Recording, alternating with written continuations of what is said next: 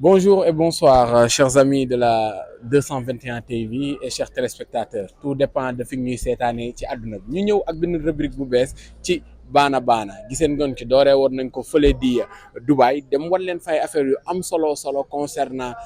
jeune entrepreneur yi nga xam ne ñoo ngi ci biir Sénégal di def ay jéego yoo xam ne yu am importance ak tey ñu ñëw nag seet si benn entreprise boo xam ne ñoo ngi koy wax Bamba 28 moom li muy def moo nga fële basé wu ca Chine dafa yor ay cargo di ko fa solal ay doomu ndaw réew mi di leen indil seeni bagage fii nga xam ne moo di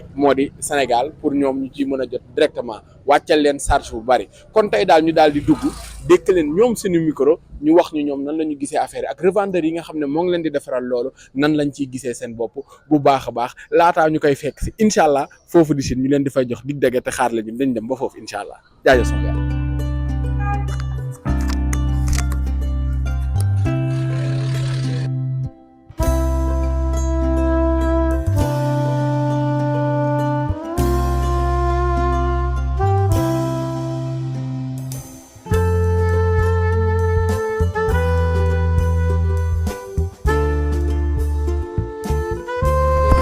Comme vous le voyez en ce moment ñoo ngi ci décharge wu li nga xam ne moo di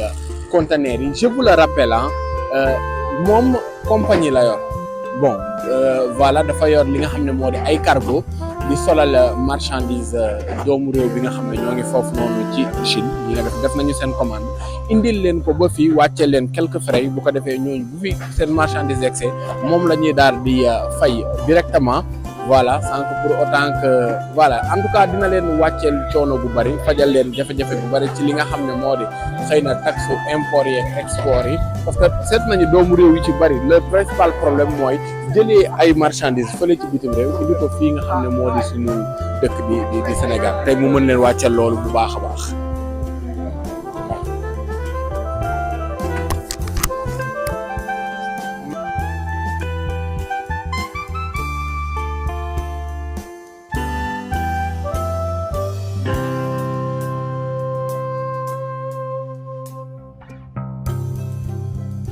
Comme vous le voyez kees yi ngeen di gis nii yëpp muy toutes les marchandises qui sont déchargées au niveau de ce conteneur lii doon ay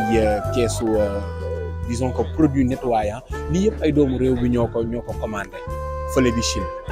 te ñun ñëpp xam nañ ne tey jii boo commandé ci dëkk boobu di Chine dëkk bu sori la déjà il faudra nga fay billet yi te temps yi compagnie xam nañ ne ak voilà compagnie géré billet yi xam nañ ne marché bi c'est une marché boo xam ne bon xaw na am doole billet yi dañ koy yokk ba maanaam doomu réew mi ñu ci bari ñu doon dajale as tuut sax jëm faa daw xool mënatuñ ko moom mu wàccee leen lii. Comme vous le voyez à l'intérieur, il y a des caisses de produits de nettoyant comme je l'avais dit ultérieurement te ñoo ngi seetlu di seen tamit ay deux roues ay moto fële ci biir comme je vous le rappelle lii yëpp ay doomu réew mi xëy na ñoo ko commandé voilà mu wàcceel leen lu bari jaarale ko ci loxoom moom pour indil leen ko ci biir réew mi. On est en train aussi d'apercevoir là-bas à l'intérieur ay tissus yoo xam ne voilà moom moo koy décharger directement on voit des tissus on voit des voilà ay voilà ñu ñëw ci l'un des piliers on va dire d'une des personnes qui gère structure boobu noonu di Bamba 28 ñu ñëw di ko dékk si Ousse ci loo ne mon frère. waaw mais frère maa ngi leen di siyaar. yaa ngi am jàmm bu baax. alhamdulilah macha allah Ousse daal moo bëri facette léegi daal nekkatul ci musique mooy ngi fii itam encore. maa ngi fépp moom entrepreneur multiple la moo ngi fépp moom. ñu gis initiative bu rafet bi le fait que li ngeen innové nii di Bamba 28 di récupérer ay colis fële yoo xam ne voilà ay doomu réew mi ñoo koy commandé. naroon fay ay billets ay yeneen ak yeneen ngeen déchargé loolu yëpp wàccee indi ci tawfeex bu baax. indi leen seen bagage ñu ñëw fi directement récupérer fi ñoom seen bagage ngeen saafaral leen mën nañu wax que coono gu bëree bëri ci loolu quelle est l'initiative fan la jógee ak pourquoi Bamba 28 aussi. waaw ñu ngi leen di nuyu bu baax a baax aussi di kontaan ci ni ngeen di jàppee ci liggéey bi di kontaan ci yéen bu baax waaw Bamba 28 li ko indi rek moom mooy bëgg a liggéey aussi gis ne am na ñoo xamante ne nii amuñu possibilité pour dem Chine mais am na ñoo xamante ne nii am nañ possibilité yor seen xaalis fii pour yónnee parce que Chine dafa métti yoon bi dafa métti aussi am na ñoo xamante nii ñi ngi fa mais dañuy bëgg seeni bagage ñëw mais duñ am kii pour indi ko léegi nag Bamba 28 dafa jug tey pour taxaw def ko groupage képp ku am ay bagage képp ku mënul dem nga yónnee say bagage wala nga yónnee ñu jëndal la dugalal la ko ci conteneur bi mu egsi 45 jours nga jot say bagage incha allah. képp ku ci commandé daal yéen 45 jours. nga jot ci bagage. incha allah du ci dugal billet d'avion. non du ci fay de doo fay hôtel aussi. export nii hôtel. non loolu yëpp ngeen gérer ko. lépp ñoo ko mais gérer. comment ça se passe. ci wàllum commande bi. ba ci trop foofu di jot colis bi. comment ça se passe. waaw du métti parce que dox du métti mooy Bamba 28 xéewal la ko def affaire bi méttiwul yomb na parce que xam nga boo nekkee Chine xam nga gis ne am na ci ñoo xamante ni wax dëgg yàlla ñi ngi bëgg a dem mënuñoo dem am na ñoo xamante ni wax dëgg yàlla ñi ngi foofu wax dëgg yàlla war a indi ay bagages mais ak Bamba 28 lépp day yomb incha allah rabbi waaw lépp day yomb. dafa am ay produits disons que yu spécial yu la di wala lépp luñ leen mën di commander foofu rek. non tout mën ngeen ko lépp Bamba 28 yamul ci benn produit lépp lu nit commandé dañ la koy indil bu conteneur bi excès ñu woo la parce que Chine moom fa la marché ba nekk foofu lépp am na fa da nga ci gis boo xamante ni comme ça exemple comme tissu yoo xamante ni comme Madar omo yi gis ci ñoo xamante ni nii moto yi oto yi encore la même chose lépp loo xamante ni nit soxla na ko mi ngi fa. mais vous vous arrêtez uniquement ci Chine wala boog fépp dëkk bépp boo xam ne nit mën na fay commander yéen mën ngeen ko expédier di commander ba fii di Sénégal. si pourquoi pas parce que am na ñoo xamante ni wax dëgg yàlla xam nga Chine dafa doon dëkk boo xam ne dëkk bu mag la dëkk bu rëy la dëkk la boo xamante ni nii dafa rëy am na ñoo xamante ni dañuy commander seen bagage foo xamante ni day sori mais boo déggantee ak Bamba 28 ñun ak suñu cargo dinañ fexe ba jot bagage yi ci ni mu gën a gaawe fexe aussi ba yow mi nekk Sénégal nga jot ci ni mu gën a gaawe ak fu mu mën a nekk nag. léegi tey jii koo xam ne moom dafa commandé woon tey ay bagage am foofu noonu yéen ngeen dem jëlil ko ba foofu ni am keneen kuy seetaan tey jii plateforme bi gis ko mu intéressé ko nan lay def tey jii pour mun a am accès yéen ci Bamba 28. waaw c'est simple parce que li tax simple mooy numéro téléphone yi mi ngi ci dinañ ko joxe benn bis topp ñi ngi xam naa ni du yàgg dara dinañ am benn genre bureau boo xamante ni nañ ko am fii au Sénégal parce que am na ci boo xamante ni mi ngi Chine actuellement léegi nag ñu ngi ci loolu actuellement yàggatul dara bureau bi dina ubbi ba nga xamante ni nii liggéey bi dina gën a yomb ci ñun ak ñoom dina gën a mucc ayib ba nga xamante ni nii ñoom aussi dinañ ci gis seen bopp incha allah. jërëjëf kon merci beaucoup ni nga ko déggee taw feexal na affaire yi bu baax. jërëjëf wàññi lu bare ci li nga xam ne moo di transport de colis ak affaire yooyu man je dis que c'est une initiative lu rëy la. une je dirais pas une première ndax j'en suis pas sûr mais en tout cas pour moi c'est la première fois que je vois une initiative boo xam ne nii la mel ñu gis que ne voilà là am na ñoo xam ne ñoo ngi def compte wi ils sont en train de décharger de voir leur colis si le tout est bien complet sànq ba léegi ñoo ngi gis ay nit a ngi gaare seen oto wàcc jël seeni produits voilà seeni commande bopp chargé ko ci seeni oto dem tranquillement li ngay def rek mooy nga ñëw joxe maanaam li nga xam ne yow waxoon ko ñoom ca njëlbeen ba après nga daal di dox dem sa yoon. voilà ñu jàkkaarloo ki nga xam ne moom tey li ñu koy woowee mooy le résolu quoi voilà ñu ne conteneur bi madame kan li ci ëpp yaa ko moom léegi nag bon ñu doon poser quelques questions rek ndax pour nga say bagage ñu woon Sénégal ndax métti woon na ak waa déjà Bamba 28. waaw may nuyoo ser internet yëpp maa ngi nuyu ñëpp di ziar ñëpp di baalu ñëpp ak di baal ñëpp ak di gërëm bu baax nag Bamba 28 ndax avant conteneur dafa am lu ko jiitu muy connaissance bi ñu yàlla may ñu xamante ko biir fii mu nekk nit ku baax nag ku la kuy taxawu doomu aadama Bamba 28 dafa taxawu doomu aadama macha allah jàppale ñu ba ñu wut suñuy bagage wut yëpp te dara mettiwul mu chargé ñu ko ci conteneur am tamit indil ñu ko fii ñu koy sant yàlla bu baax di ko ci sant. bon ndax métti woon na pour nga jot say bagage foofu parce que bon ci sa biir wax dégg naa yow yaa ngi fa woon. alors donc tey jii da nga doon dem di indi ay bagages. mais tey nga choisir yow rester dans ton pays di bàyyi Bamba moom mu lay jëlal say bagage di la ko indil pour ñi nga xam ne ñoo ngi ciy bëgg a dugg quelle est la facilité bi nga xam ne am na ci nan la Bamba 28 def ba yombal leen affaire yi côté boobu noonu ak yéen yan jafe-jafe ngeen daan daj bu njëkk bi ba mu tey tax nga wóolu Bamba daal di koy jox kii bi marché bi. waaw ndax daan nañu am jafe-jafe benn buñ daan ñëw pour ñu am réservation hôtel rek day metti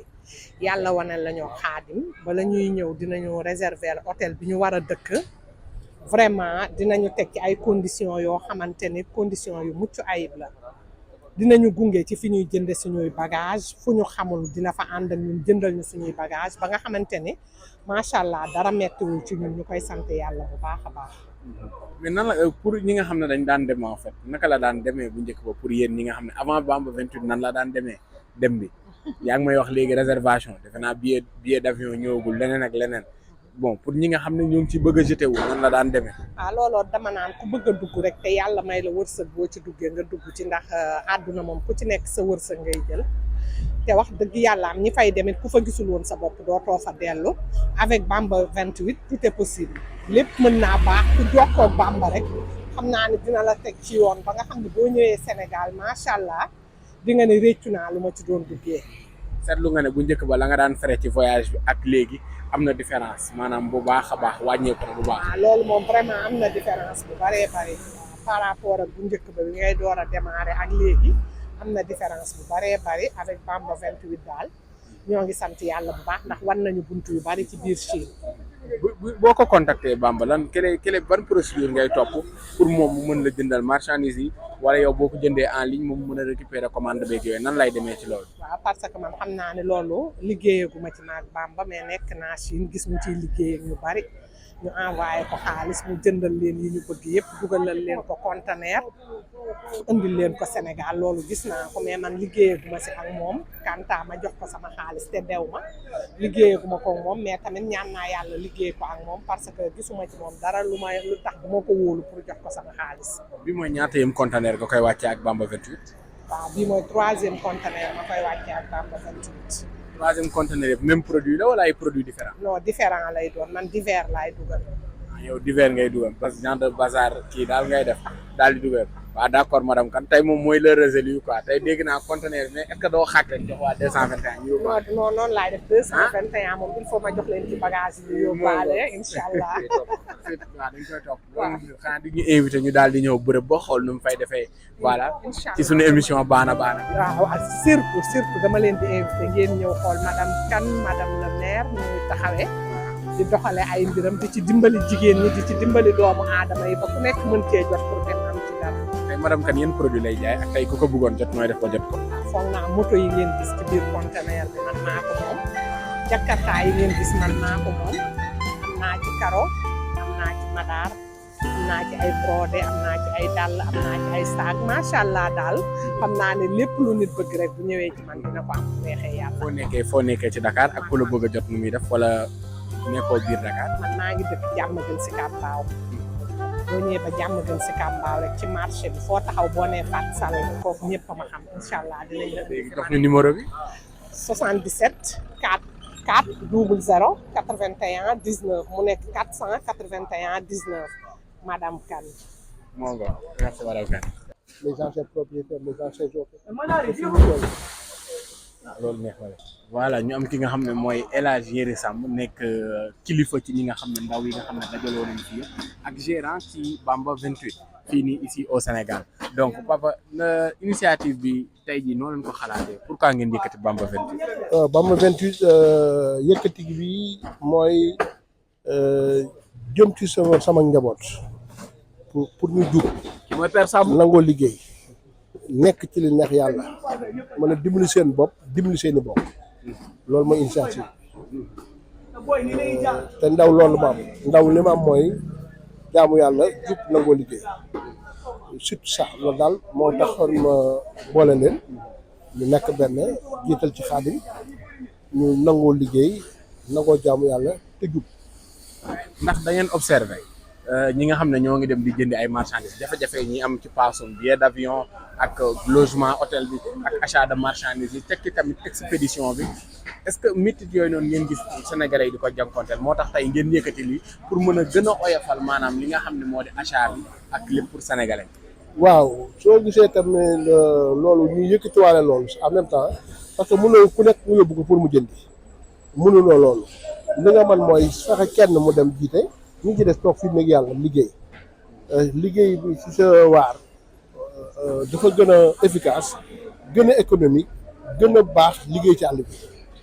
bi avion yi cher na c'est bien vrai hôtel yi cher na c'est bien vrai mais liggéey bu sax dàkk te jub doo ko yëg surtout ça doo bëgg alal jàmm doo bëgg dara jàmm parce que yaa ngi jubal yaa ngi liggéey normal boole sa njaboot ñu nekk benn yëgoo yëgandoo yëkkateendoo dóorandoo su ko defee hôtel bi du cher ci yow billet bi du cher ci yow loolu mooy li nga xam ni moom laa la ci mën a wax. pour ñi nga xam ne dañoo bëgg am accès ci Bamba 28 def seeni commande fii ndax ñu mën leen indil directement seeni marchandise ku ko bëggoon tey nu muy def. ku ko bëggoon day jaar ci mën na jaar ci man fii ci magasin bi wala mu jaar ci Bamba directement te li ngay wax ak Bamba nga def ko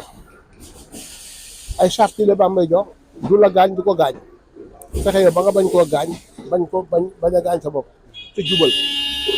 parce que à importance su àdduna lépp looy def ci àdduna te boole ko njub dana yomb ci yow mais soo jubul duñ dem parce que fii jub moo fi dox ku fi nekk ku fi nekkul ku fi ñëw ku fi ñëw ku ñu dégg ku ñu déggul jubal rek moo fi dox. donc yan témoignage tamit nga ñu mën a indil ci li nga xam ne moo di ci fondé structure bi muy Bamba. Bamba xale la bu boole ay bokkam soo ko xoolee Bamba fi nekk Maam Thierno Ibrahim Cheikh Ousmane Noreyni ak sëñ Massamba Mbacke. ay kilifa rek a fa nekk. ay kilifa rek te ñoo ñëpp benn bopp la ñu benn famille waaye kuy dugg ci ñoom rek daal da nga yor seen jikko waaw adduna li ma la am loo tuuti lu ma lay wax loo xam ni dafa jara lu ngeen di mën a publier ci àdduna ngeen boole ko ci mooy nit ku baax dafay am jikkoy garabu mango Xaadim garabu mango la témoignage bi am importance laa lay wax Xaadim garabu mango la mooy racine yi mooy trône bi mooy branche yi mooy feuille yi mooy fruit bi ci kaw égal serviteur garab gi lay servir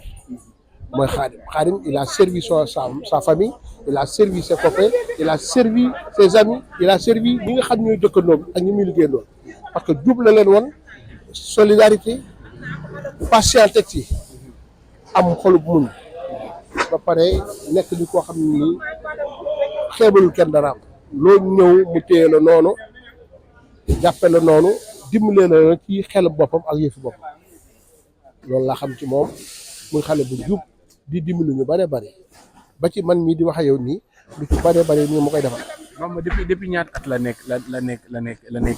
nekk Chine ndax day dem ak ñëw moom itam wala dafa toog rek. non dafay dem ak ñëw bi mu demee léegi amagul une semaine te day dem 2 ou 3 mois du ko ku ko fa fekk te am bagage bu mel nii mu dimbali te yàlla tax et puis tegul kenn benn charge loolu daf ko def uniquement pour dimbali nit ñi daf ko def uniquement aussi pour lutter contre ni ñu koy waxati xale yi nga xam ne toogul liggéey ñu amuñu buñ jàpp amuñu ci dara loolu la ci boole jaamu yàlla daal la ko defaale koo ko fa fekk ñu ko lii la am pour dimbali te yàlla tax. jërëjëf papa gis nañu témoignage yi nga xam ne jot nga ko. aussi di ñaan aussi ci seen groupe bi. 221 TV bi yàlla yokk promotion bi ngeen yokk ko. yàlla dafa leen tawfeex dafa leen xéewal. may leen jàmm may seen njiit jàmm. dafa leen li ngeen bëgg ci barke Yonent bi barke Sëñ Tuubaa Xaadimu Rasuul. kontaan naa trop it kontaan naa trop ci jéego. ñoo la gën a kontaan. jërëjëf.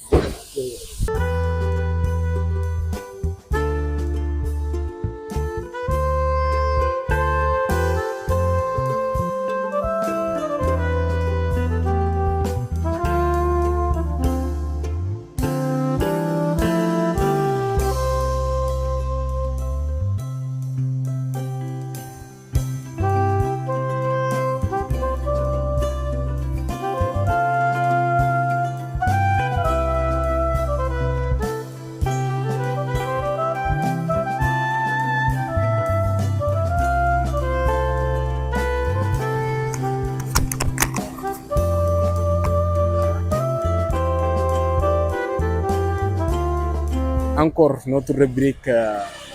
Bana Bana ñëw nañu fii di xam ne moo di Soprim wan leen initiative bi nga xam ne Bamba 28 defal nañ ko fi xéewal yi mu indil doomu réew mi c'était toujours la 221 TV ñu leen di wax na tamit